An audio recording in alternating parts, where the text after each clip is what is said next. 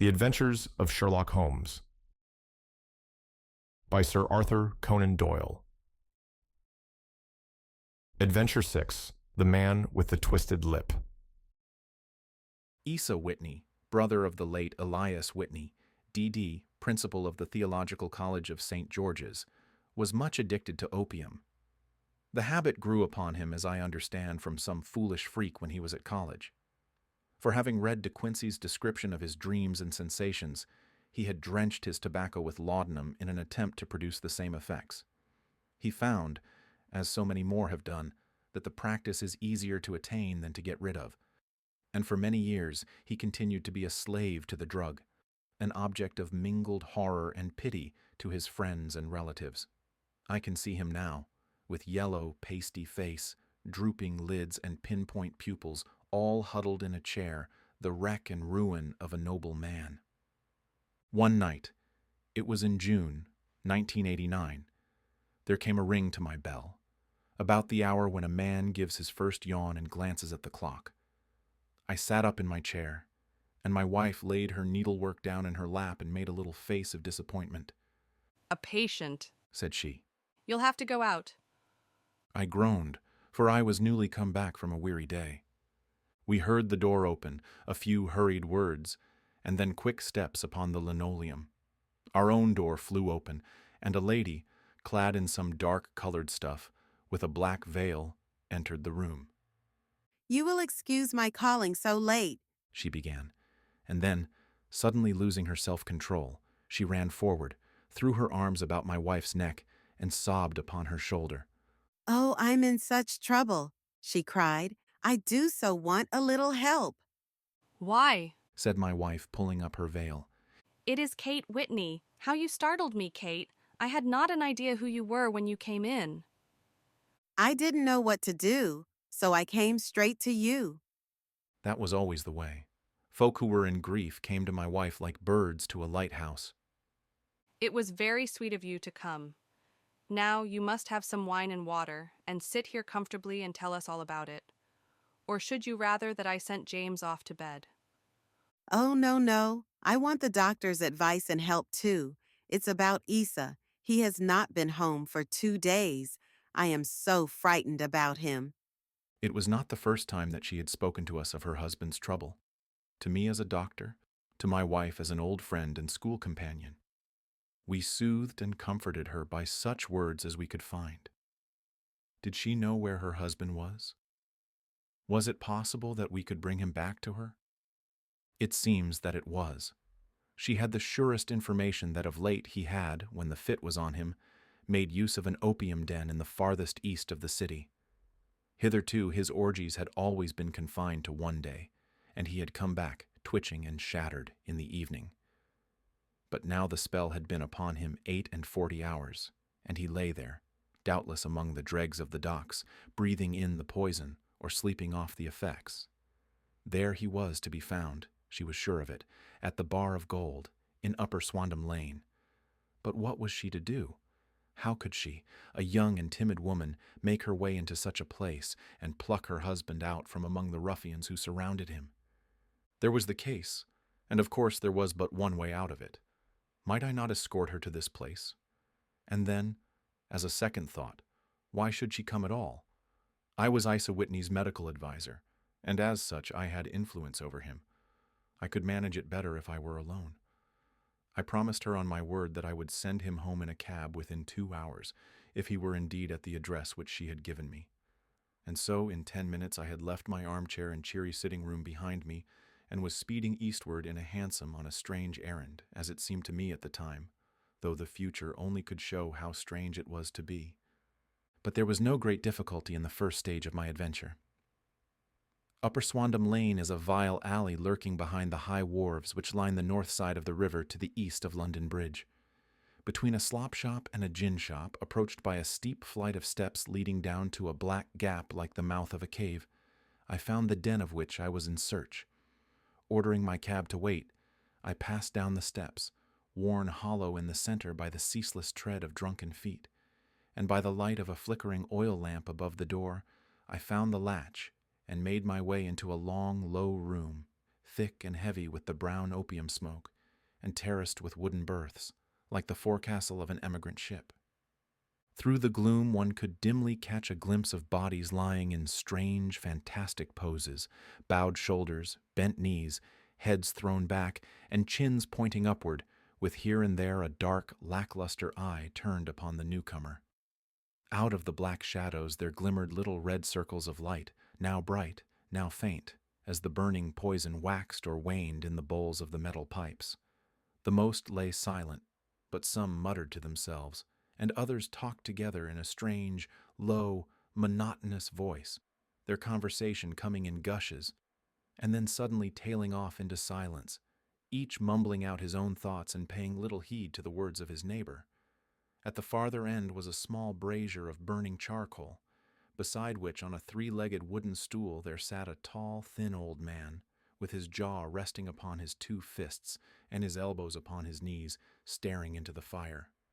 As I entered, a sallow Malay attendant had hurried up with a pipe for me and a supply of the drug, beckoning me to an empty berth. "Thank you. I have not come to stay," said I. "There is a friend of mine here, Mr. Isa Whitney, and I wish to speak with him." There was a movement and an exclamation from my right, and peering through the gloom, I saw Whitney, pale, haggard, and unkempt, staring out at me. "My God, it's Watson," said he. He was in a pitiable state of reaction, with every nerve in a twitter. "I say, Watson, what o'clock is it?" "Nearly 11. "Of what day?" Of Friday, June 19th. "Good heavens, I thought it was Wednesday. It is Wednesday. What do you want to frighten a chap for?" He sank his face onto his arms and began to sob in a high treble key. "I tell you that it is Friday, man. Your wife has been waiting this 2 days for you. You should be ashamed of yourself." "So I am. But you've got mixed, Watson, for I have only been here a few hours. 3 pipes, 4 pipes, I forget how many. But I'll go home with you. I wouldn't frighten Kate. Poor little Kate. Give me your hand. Have you a cab?" "Yes, I have one waiting." "Then I shall go in it. But I must owe something. Find what I owe, Watson. I am all off color. I can do nothing for myself." I walked down the narrow passage between the double row of sleepers, holding my breath to keep out the vile, stupefying fumes of the drug and looking about for the manager. As I passed the tall man who sat by the brazier, I felt a sudden pluck at my skirt, and a low voice whispered, "Walk past me, and then look back at me." The words fell quite distinctly upon my ear. I glanced down. They could only have come from the old man at my side, and yet he sat now as absorbed as ever, very thin, very wrinkled, bent with age, an opium pipe dangling down from between his knees as though it had dropped in sheer lassitude from his fingers. I took 2 steps forward and looked back. It took all my self-control to prevent me from breaking out into a cry of astonishment. He had turned his back so that none could see him but I. His form had filled out, his wrinkles were gone, the dull eyes had regained their fire, and there, sitting by the fire and grinning at my surprise, was none other than Sherlock Holmes. He made a slight motion to me to approach him, and instantly, as he turned his face half round to the company once more, subsided into a doddering, loose-lipped senility. "Holmes," I whispered. "what on earth are you doing in this den?" "As low as you can," he answered. "I have excellent ears. If you would have the great kindness to get rid of that sottish friend of yours, I should be exceedingly glad to have a little talk with you." "I have a cab outside." "Then pray send him home in it. You may safely trust him, for he appears to be too limp to get into any mischief. I should recommend you also to send a note by the cabman to your wife to say that you have thrown in your lot with me. If you will wait outside, I shall be with you in 5 minutes."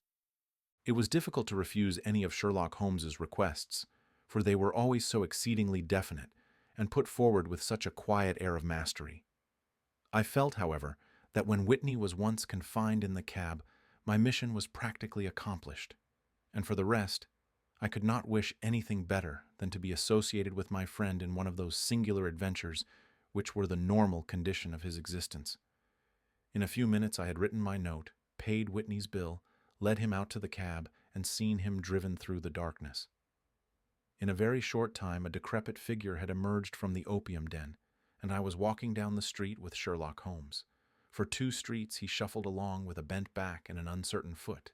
Then, glancing quickly round, he straightened himself out and burst into a hearty fit of laughter.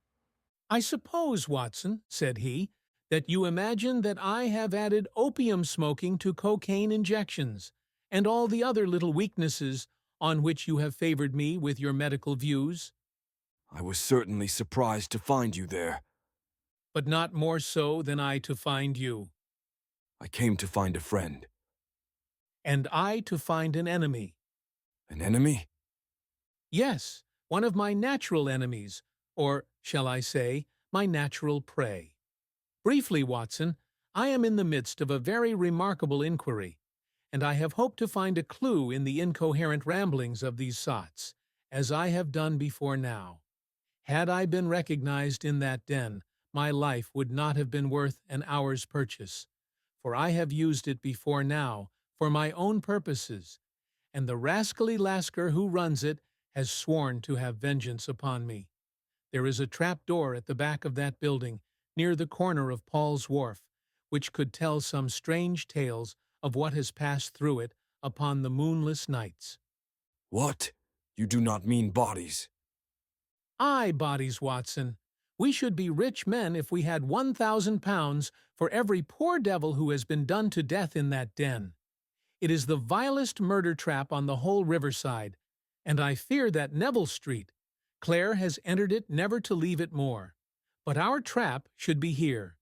He put his 2 forefingers between his teeth and whistled shrilly, a signal which was answered by a similar whistle from the distance, followed shortly by the rattle of wheels and the clink of horses' hooves. "Now, Watson," said Holmes, as a tall dog-cart dashed up through the gloom, throwing out 2 golden tunnels of yellow light from its side lanterns. "you'll come with me, won't you?" If I can be of use. Oh, a trusty comrade is always of use, and a chronicler still more so. My room at the Cedars is a double-bedded one. The Cedars? Yes, that is Mr. St. Clair's house. I am staying there while I conduct the inquiry. Where is it then?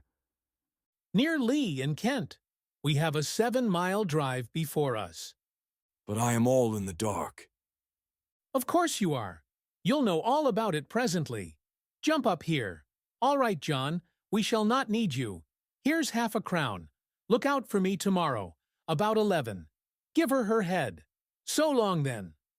He flicked the horse with his whip, and we dashed away through the endless succession of somber and deserted streets, which widened gradually, until we were flying across a broad balustraded bridge, with the murky river flowing sluggishly beneath us.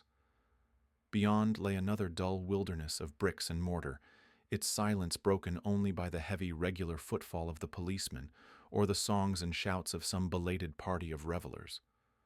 A dull wrack was drifting slowly across the sky, and a star or 2 twinkled dimly here and there through the rifts of the clouds. Holmes drove in silence with his head sunk upon his breast, and the air of a man who is lost in thought, while I sat beside him, curious to learn what this new quest might be which seemed to tax his powers so sorely, and yet afraid to break in upon the current of his thoughts. We had driven several miles, and were beginning to get to the fringe of the belt of suburban villas, when he shook himself, shrugged his shoulders, and lit up his pipe with the air of a man who has satisfied himself that he is acting for the best. "You have a grand gift of silence, Watson," said he. "It makes you quite invaluable as a companion. 'Pon my word, it is a great thing for me to have someone to talk to, for my own thoughts are not over-pleasant. I was wondering what I should say to this dear little woman tonight when she meets me at the door. You forget that I know nothing about it. I shall just have time to tell you the facts of the case before we get to Lee.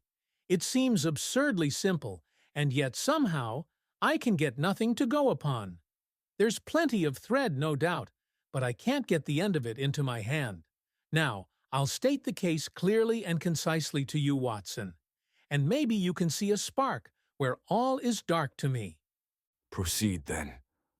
Some years ago, to be definite, in May 1884, There came to Lee a gentleman, Neville St. Clair by name, who appeared to have plenty of money.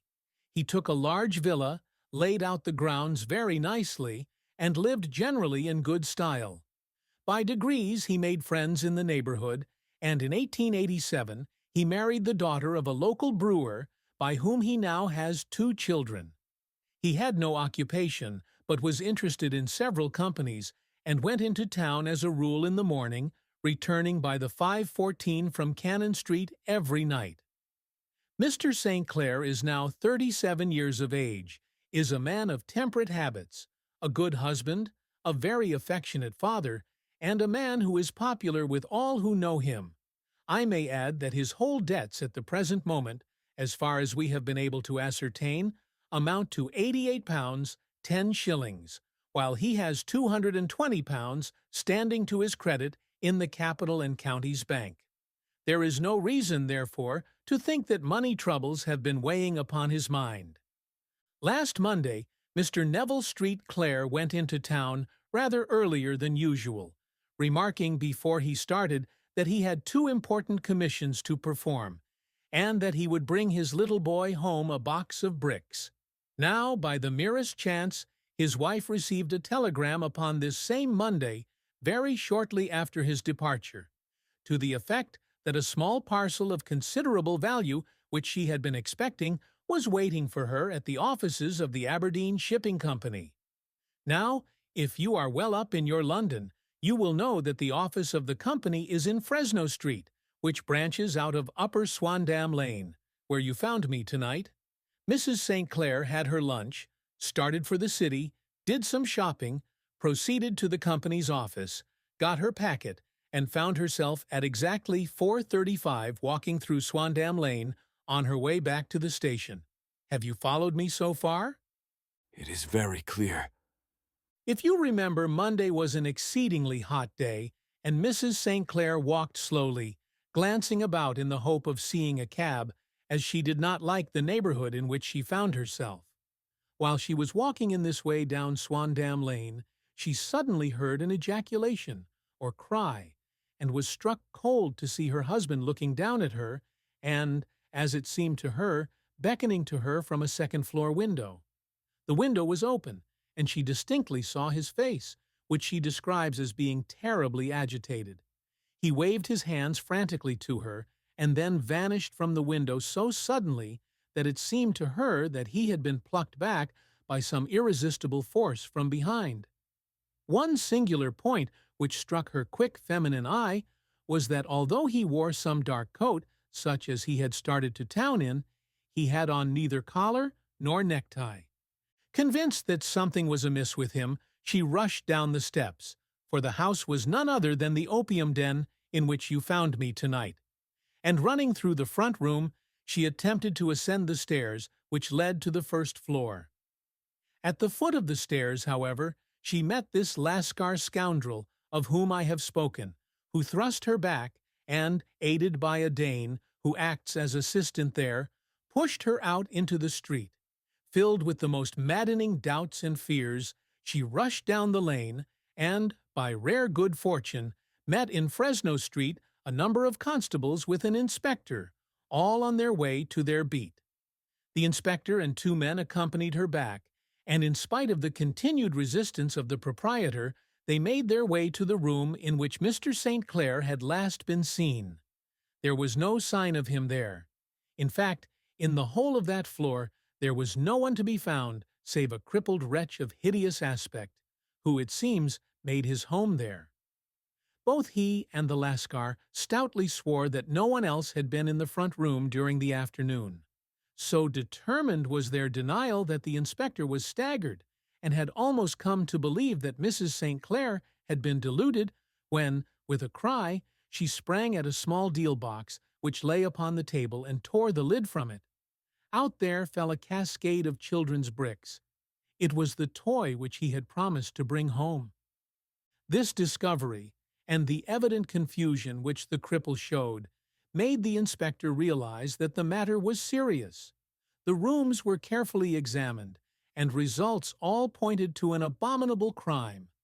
The front room was plainly furnished as a sitting room, and led into a small bedroom, which looked out upon the back of one of the wharves. Between the wharf and the bedroom window is a narrow strip, which is dry at low tide, but is covered at high tide with at least 4.5 feet of water. The bedroom window was a broad one and opened from below. On examination, traces of blood were to be seen upon the window sill, and several scattered drops were visible upon the wooden floor of the bedroom. Thrust away behind a curtain in the front room were all the clothes of Mr. Neville Street Clare, with the exception of his coat, his boots, his socks, his hat, and his watch. All were there. There were no signs of violence upon any of these garments, and there were no other traces of Mr. Neville Street Clare.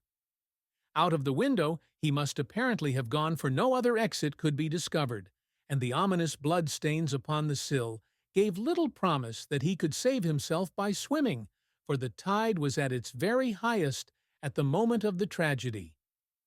And now as to the villains who seemed to be immediately implicated in the matter. The Lascar was known to be a man of the vilest antecedents, but as, by Mrs. St. Clair's story, he was known to have been at the foot of the stair within a very few seconds of her husband's appearance at the window, he could hardly have been more than an accessory to the crime. His defense was one of absolute ignorance, and he protested that he had no knowledge as to the doings of Hugh Boone, his lodger, and that he could not account in any way for the presence of the missing gentleman's clothes. So much for the Lascar manager. Now for the sinister cripple who lives upon the second floor of the opium den, and who was certainly the last human being whose eyes rested upon Neville St. Clair. His name is Hugh Boone, and his hideous face is one which is familiar to every man who goes much to the city. He is a professional beggar, though in order to avoid the police regulations, he pretends to a small trade in wax vestas. Some little distance down Threadneedle Street, upon the left-hand side, there is, as you may have remarked, a small angle in the wall. Here it is that this creature takes his daily seat, cross-legged with his tiny stock of matches on his lap, and as he is a piteous spectacle, a small rain of charity descends into the greasy leather cap which lies upon the pavement beside him. I have watched the fellow more than once before. Ever I thought of making his professional acquaintance, and I have been surprised at the harvest which he has reaped in a short time. His appearance, you see, is so remarkable that no one can pass him without observing him. A shock of orange hair, a pale face, disfigured by a horrible scar, which, by its contraction, has turned up the outer edge of his upper lip, a bulldog chin, and a pair of very penetrating dark eyes, which present a singular contrast to the color of his hair, all mark him out from amid the common crowd of mendicants. And so, too, does his wit, for he is ever ready with a reply to any piece of chaff which may be thrown at him by the passers-by. This is the man whom we now learn to have been the lodger at the opium den, and to have been the last man to see the gentleman of whom we are in quest. But a cripple, said I. What could he have done single-handed against a man in the prime of life? He is a cripple in the sense that he walks with a limp, but in other respects he appears to be a powerful and well-nurtured man. Surely your medical experience would tell you, Watson, that weakness in one limb is often compensated for by exceptional strength in the others. Pray continue your narrative.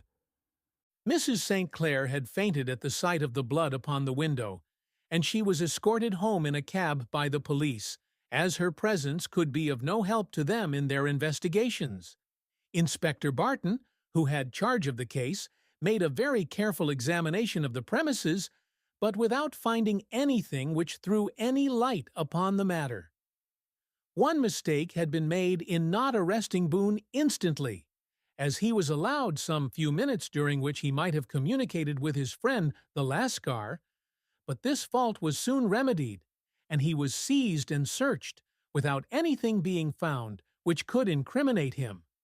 There were, it is true, some blood stains upon his right shirt sleeve, but he pointed to his ring finger, which had been cut near the nail, and explained that the bleeding came from there, adding that he had been to the window not long before, and that the stains which had been observed there came doubtless from the same source.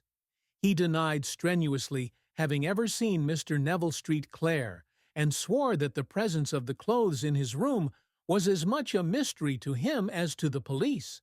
As to Mrs. St. Clair's assertion that she had actually seen her husband at the window, he declared that she must have been either mad or dreaming. He was removed, loudly protesting, to the police station, while the inspector remained upon the premises in the hope that the ebbing tide might afford some fresh clue. And it did, though they hardly found upon the mudbank what they had feared to find. It was Neville Street, Clare's coat, and not Neville Street Clare, which lay uncovered as the tide receded. And what do you think they found in the pockets? I cannot imagine. No, I don't think you would guess. Every pocket stuffed with pennies and halfpennies, 421 pennies and 270 halfpennies. It was no wonder that it had not been swept away by the tide. But a human body is a different matter. There is a fierce eddy between the wharf and the house. It seemed likely enough that the weighted coat had remained when the stripped body had been sucked away into the river. Watson finding Holmes in the opium den. But I understand that all the other clothes were found in the room. Would the body be dressed in a coat alone? No, sir, but the facts might be met speciously enough. Suppose that this man Boone had thrust Neville Street Clare through the window. There is no human eye which could have seen the deed. What would he do then? It would of course instantly strike him that he must get rid of the telltale garments. He would seize the coat then, and be in the act of throwing it out, when it would occur to him that it would swim and not sink. He has little time, for he has heard the scuffle downstairs when the wife tried to force her way up, and perhaps he has already heard from his Lascar confederate that the police are hurrying up the street. There is not an instant to be lost. He rushes to some secret hoard, where he has accumulated the fruits of his beggary, and he stuffs all the coins upon which he can lay his hands into the pockets to make sure of the coat's sinking. He throws it out, and would have done the same with the other garments had not he heard the rush of steps below, and only just had time to close the window when the police appeared. It certainly sounds feasible. Well, we will take it as a working hypothesis for want of a better. Boone, as I have told you, was arrested and taken to the station, but it could not be shown that there had ever before been anything against him. He had for years been known as a professional beggar, but his life appeared to have been a very quiet and innocent one. There the matter stands at present, and the questions which have to be solved. What Neville St. Clair was doing in the opium den, what happened to him when there, where is he now, and what Hugh Boone had to do with his disappearance, are all as far from a solution as ever. I confess that I cannot recall any case within my experience which looked at the first glance so simple and yet which presented such difficulties. While Sherlock Holmes had been detailing this singular series of events, we had been whirling through the outskirts of the great town until the last straggling houses had been left behind, and we rattled along with a country hedge upon either side of us. Just as he finished, however, we drove through 2 scattered villages, where a few lights still glimmered in the windows. "We are on the outskirts of Lee," said my companion. "We have touched on 3 English counties in our short drive, starting in Middlesex, passing over an angle of Surrey, and ending in Kent. See that light among the trees? That is the Cedars, and beside that lamp sits a woman whose anxious ears have already, I have little doubt, caught the clink of our horses' feet." But why are you not conducting the case from Baker Street? I asked. "Because there are many inquiries which must be made out here. Mrs. St. Clair has most kindly put 2 rooms at my disposal, and you may rest assured that she will have nothing but a welcome for my friend and colleague. I hate to meet her, Watson, when I have no news of her husband. Here we are. Whoa, there. Whoa. We had pulled up in front of a large villa which stood within its own grounds. A stable boy had run out to the horse's head, and springing down, I followed Holmes up the small, winding gravel drive which led to the house.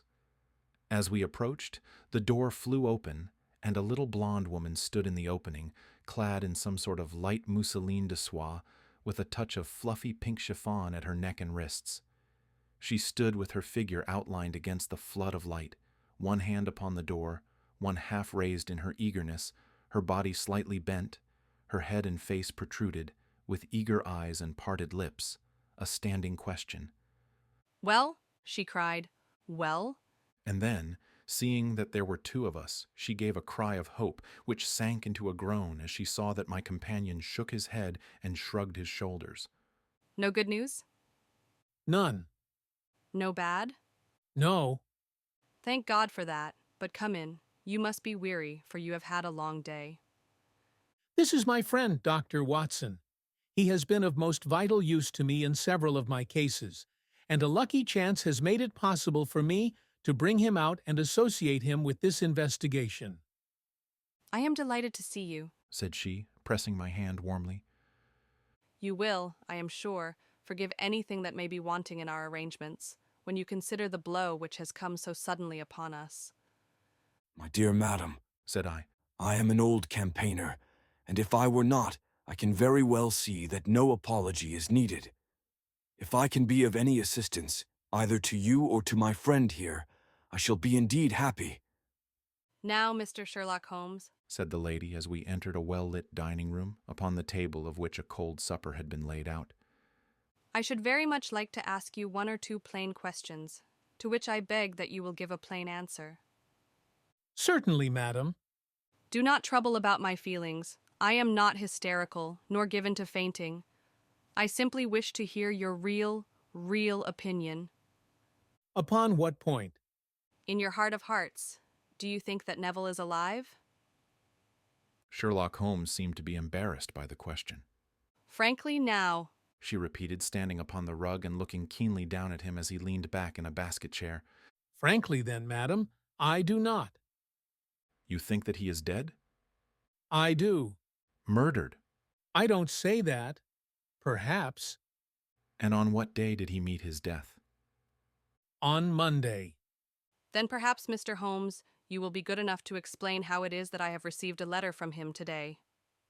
Sherlock Holmes sprang out of his chair as if he had been galvanized. What? He roared. Yes, today. She stood smiling, holding up a little slip of paper in the air. May I see it? Certainly. He snatched it from her in his eagerness, and smoothing it out upon the table, he drew over the lamp and examined it intently. I had left my chair and was gazing at it over his shoulder. The envelope was a very coarse one, and was stamped with the Gravesend postmark, and with the date of that very day, or rather of the day before, for it was considerably after midnight. Coarse writing, Murmured Holmes. Surely this is not your husband's writing, madam. No, but the enclosure is. I perceive also that whoever addressed the envelope had to go and inquire as to the address. How can you tell that? The name, you see, is in perfectly black ink, which has dried itself. The rest is of the grayish color, which shows that blotting paper has been used. If it had been written straight off, and then blotted, none would be of a deep black shade.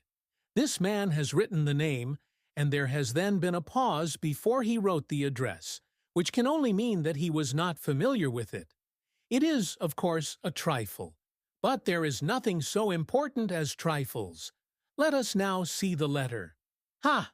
There has been an enclosure here. Yes, there was a ring, his signet ring. And you are sure that this is your husband's hand? One of his hands. One? His hand when he wrote hurriedly. It is very unlike his usual writing, and yet I know it well. Dearest, do not be frightened. All will come well. There is a huge error which it may take some little time to rectify. Wait in patience. Neville. Written in pencil upon the fly-leaf of a book. Octavo size. No watermark. Posted today in Gravesend by a man with a dirty thumb. Ha! and the flap has been gummed, if I am not very much in error, by a person who had been chewing tobacco. And you have no doubt that it is your husband's hand, madam? None. Neville wrote those words. And they were posted today at Gravesend. Well, Mrs. St. Clair, the clouds lighten, though I should not venture to say that the danger is over. But he must be alive, Mr. Holmes. Unless this is a clever forgery to put us on the wrong scent. The ring, after all, proves nothing. It may have been taken from him.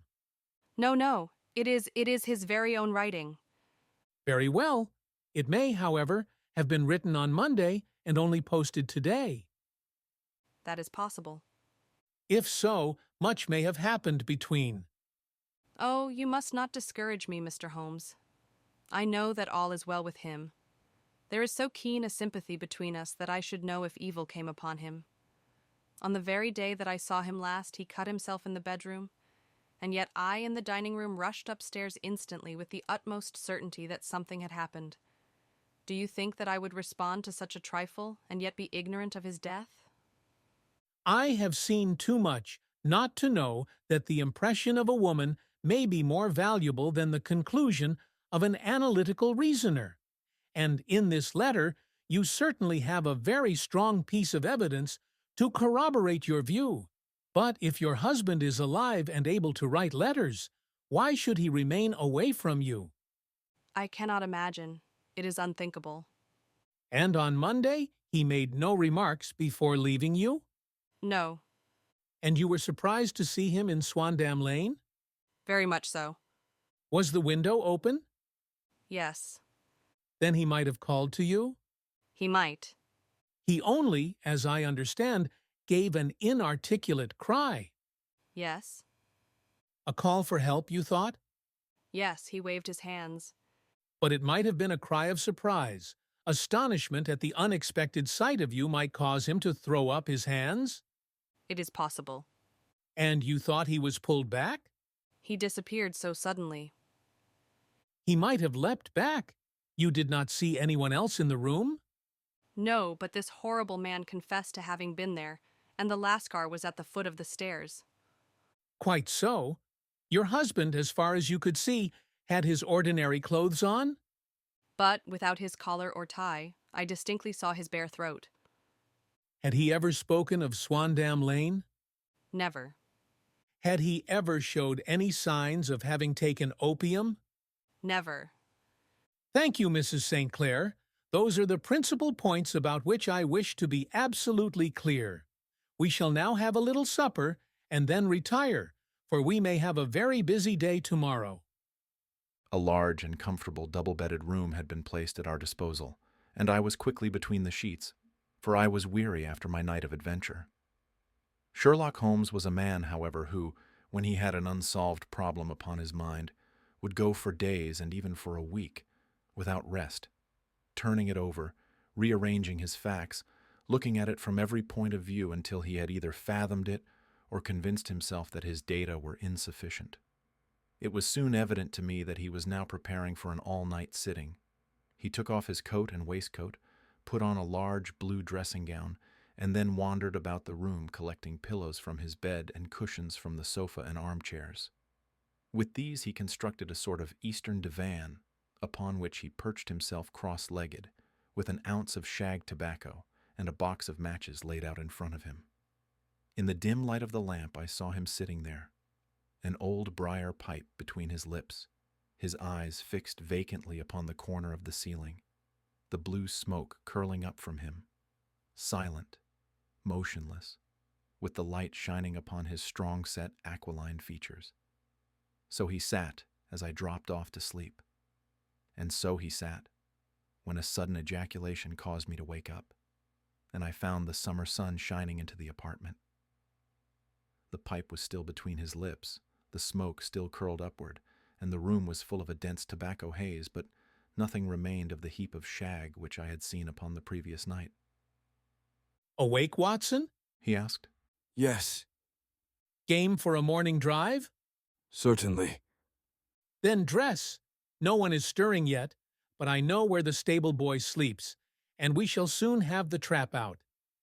He chuckled to himself as he spoke. His eyes twinkled, and he seemed a different man to the somber thinker of the previous night. As I dressed, I glanced at my watch. It was no wonder that no one was stirring. It was 25 minutes past 4. I had hardly finished when Holmes returned with the news that the boy was putting in the horse. I want to test a little theory of mine, Said he, pulling on his boots. I think, Watson, that you are now standing in the presence of one of the most absolute fools in Europe. I deserve to be kicked from here to Charing Cross, but I think I have the key of the affair now. And where is it? I asked, smiling. In the bathroom? He answered. Oh, yes, I am not joking. He continued, seeing my look of incredulity. I have just been there, and I have taken it out, and I have got it in this Gladstone bag. Come on, my boy, and we shall see whether it will not fit the lock. We made our way downstairs as quietly as possible and out into the bright morning sunshine. In the road stood our horse and trap, with the half-clad stable boy waiting at the head. We both sprang in, and away we dashed down the London road. A few country carts were stirring, bearing in vegetables to the metropolis, but the lines of villas on either side were as silent and lifeless as some city in a dream. It has been in some points a singular case, Said Holmes, flicking the horse on into a gallop. I confess that I have been as blind as a mole, but it is better to learn wisdom late than never to learn it at all. In town, the earliest risers were just beginning to look sleepily from their windows as we drove through the streets of the Surrey side. Passing down the Waterloo Bridge Road, we crossed over the river, and dashing up Wellington Street, wheeled sharply to the right and found ourselves in Bow Street. Sherlock Holmes was well known to the force, and the 2 constables at the door saluted him. One of them held the horse's head while the other led us in. Who is on duty? Asked Holmes. Inspector Bradstreet, sir. Ah, Bradstreet, how are you? A tall, stout official had come down the stone-flagged passage in a peaked cap and frogged jacket. I wish to have a quiet word with you, Bradstreet. Certainly, Mr. Holmes. Step into my room here. It was a small, office-like room with a huge ledger upon the table and a telephone projecting from the wall. The inspector sat down at his desk. What can I do for you, Mr. Holmes? I called about that beggar man, Boone, the one who was charged with being concerned in the disappearance of Mr. Neville Street Clare, of Lee. Yes. He was brought up and remanded for further inquiries. So I heard. You have him here? In the cells. Is he quiet? Oh, he gives no trouble.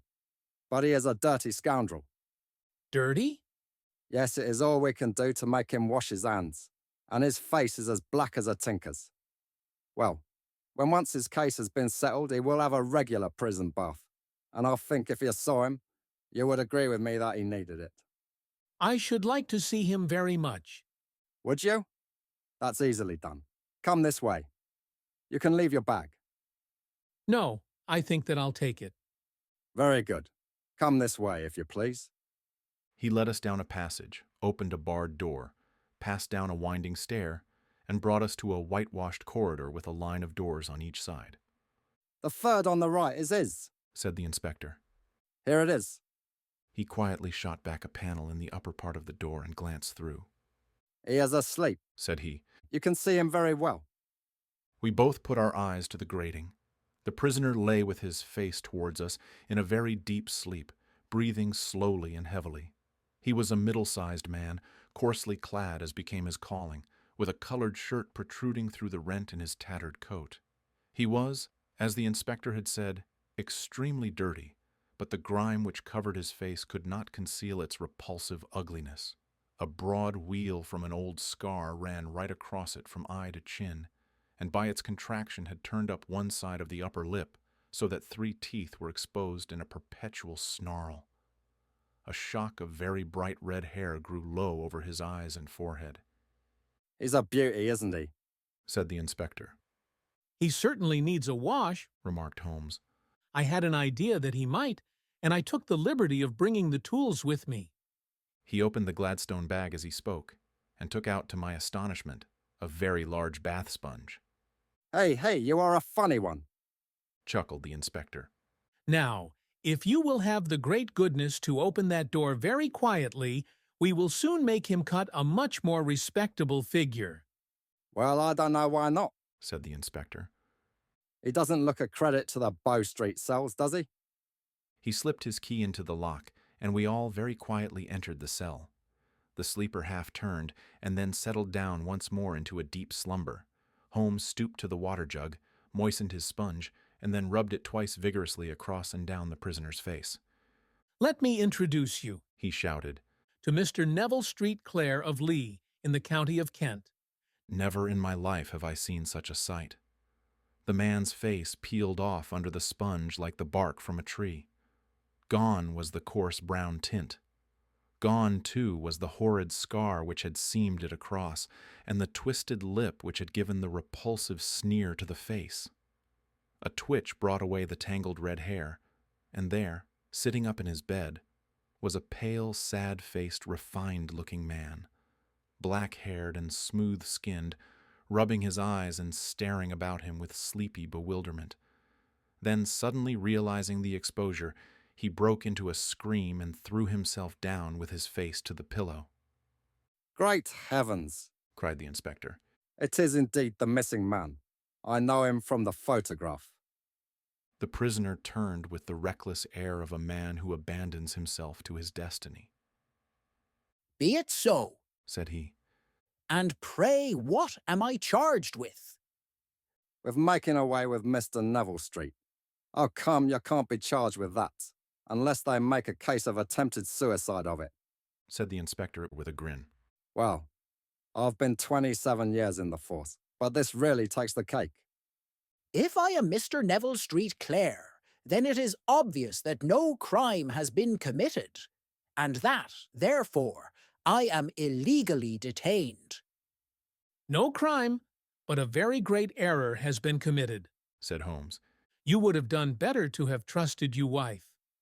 It was not the wife, it was the children. Groaned the prisoner.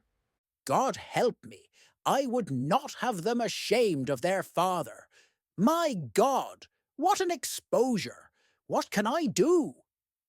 Sherlock Holmes sat down beside him on the couch and patted him kindly on the shoulder. If you leave it to a court of law to clear the matter up, Said he. of course you can hardly avoid publicity.